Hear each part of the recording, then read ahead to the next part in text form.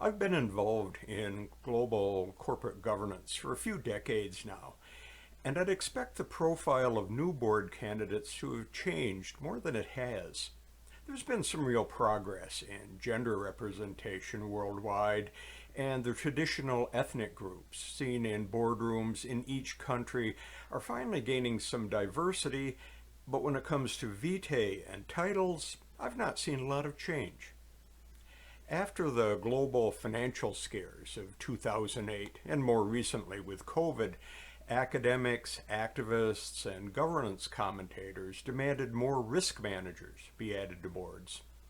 The past few years have brought calls to add directors with ESG titles. The post-COVID workplace turmoil brought demands that HR specialists be recruited to boardrooms, and in the past few years I've seen so many calls for boardroom tech expertise that CIOs should be in high demand.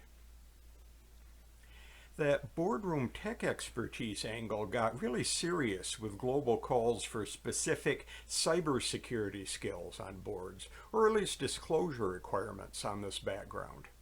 Here in the US, the Securities and Exchange Commission spent over a year tinkering with a new corporate disclosure rule on cyber incidents, including a clause mandating filers share the specific technology expertise on their boards.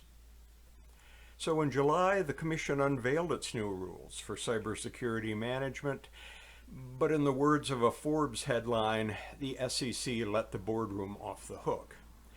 The clause mandating disclosure of board cyber skill was quietly dropped.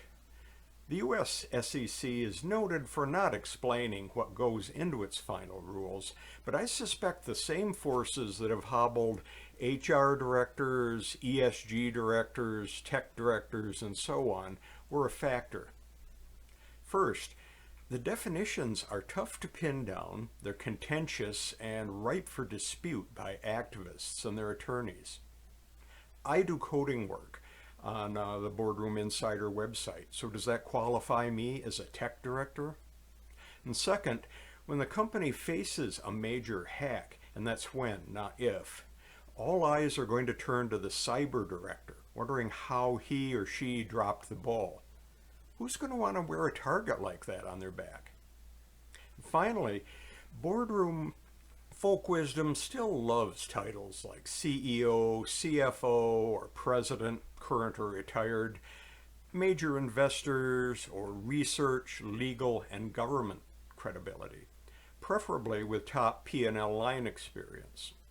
However, boards seem to be giving these C-suite vets a closer look nowadays for the variety of their experience and their background in managing items in the ESG, risk, and yes, the tech and cyber portfolios. The more current popular term for this is the T-shaped director. Now maybe this is just rationalizing the same old boardroom titles and the same old boardroom style.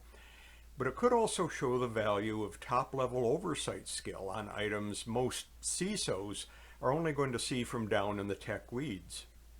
I'm Ralph Ward from the Boardroom for August.